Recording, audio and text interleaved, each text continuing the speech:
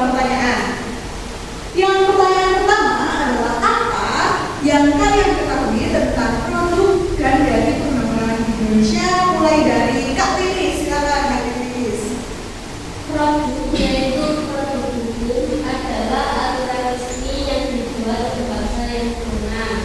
Kemudian di hati perundang-undangan itu ada Undang-Undang Dasar 1945, Tap MPR, Undang-Undang atau Perpu, PP, Perpres, Perda Provinsi, Perda Kabupaten atau Kota, dan Peraturan Desa.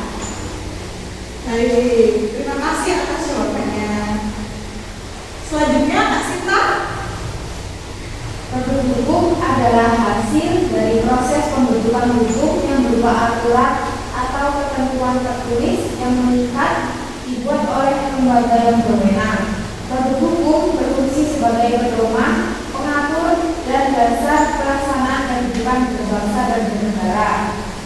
Sedangkan hierarki perundang-undangan di Indonesia berdasarkan Undang-Undang Nomor 12 Tahun 2011 tentang pembentukan peraturan perundang-undangan, hierarki peraturan perundang-undangan di Indonesia dari yang tertinggi.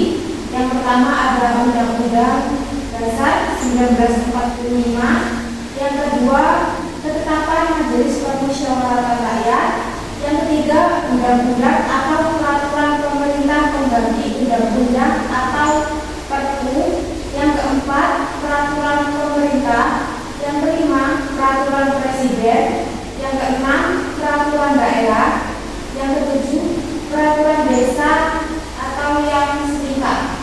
Baik, terima kasih atas jawabannya. Yang selanjutnya Kak Widya, silakan. Yang pertama itu produk perundang-undangan. Itu merujuk kepada bentuk hukum yang tertulis mengenai jenis-jenis peraturan perundang-undangan yang berlaku di Indonesia. Itu dimulai dari Undang-Undang 45, ketetapan MPR atau Tap MPR, kemudian undang-undang atau perpu dan undang-undang, dan peraturan pemerintah, Perpres, kemudian peraturan daerah atau Perda, dan Perdes atau peraturan desa. Baik, terima kasih atas jawaban anak-anak yang tercinta ini. Semua jawabannya mendekati benar ya. Nah, hierarki perundang-undangan di Indonesia berdasarkan Undang-Undang Nomor 12 Tahun 2011 Pasal 1 Ayat 1, yakni yang pertama adalah apa? Undang-Undang Dasar Negara Indonesia. Ya, yang kedua, Ketetapan Majelis Permusyawaratan Rakyat. yang ketiga, Undang-Undang atau Peraturan Pemerintah Pengganti Undang-Undang. yang keempat, Peraturan Pemerintah. yang kelima, Peraturan Presiden. yang keenam, Peraturan Daerah atau Provinsi. yang ketujuh. Peraturan Daerah Kabupaten atau Kota. Betul sekali. Nah, tadi kan anak-anak yang tercinta kembali ada peraturan desa ya, itu tapi enggak ya. Yang terakhir tadi adalah peraturan daerah kabupaten atau kota, seperti itu.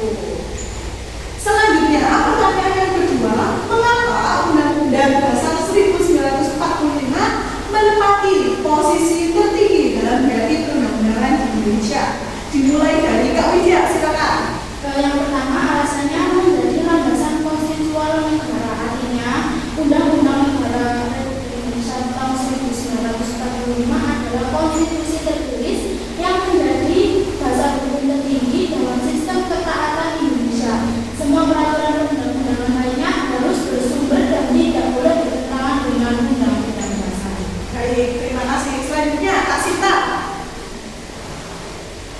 Undang-Undang 1945 menempati posisi tertinggi dalam hierarki perundang-undangan Indonesia karena yang pertama sebagai hukum dasar negara, yang kedua landasan bagi pembentukan peraturan lain, yang ketiga ditetapkan oleh pendiri negara, yang keempat memuat nilai-nilai dasar negara, yang kelima perubahannya melalui mekanisme khusus atau amandemen. Baik, terima kasih atas jawabannya. Yang terakhir, Kak Titis, silakan.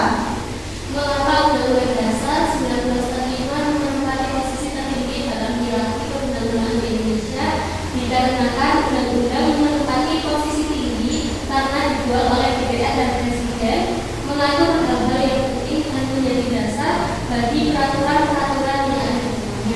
terima kasih. Benar semua jawaban anak-anakku tercinta.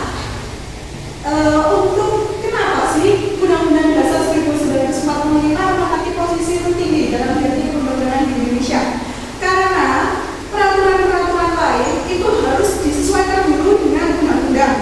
Karena undang-undang itu tadi menempati posisi pertama atau menempati posisi tertinggi. Jika peraturan di bawahnya itu bertentangan dengan undang-undang, maka peraturan tersebut tidak bisa berlaku.